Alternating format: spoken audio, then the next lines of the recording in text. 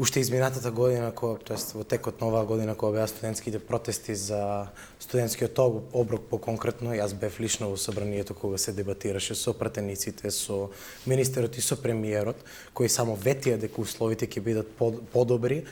а ништо не е започнато, ниту студентските домови се започнати со реконструкција, ниту имаме некое подобро и по-конструктивно решение во врска со студентскиот оброк, туку имаме само празни ветувања и ништо повеќе. А за каква е ситуацијата за студентите и каков е студентскиот стандард, кој би знал подобро отколку самите студенти. И логично е дека функционерите ќе излезат со став дека се подобрува студентскиот живот, бидејќи сепак од тоа им зависи функцијата, делумно од тоа им зависи функцијата, од тоа зависат одредени рейтинзи во иднина за предстојни избори и така натаму и така натаму. Но сметам дека студентите јасно воочуваат дека нема никакви промени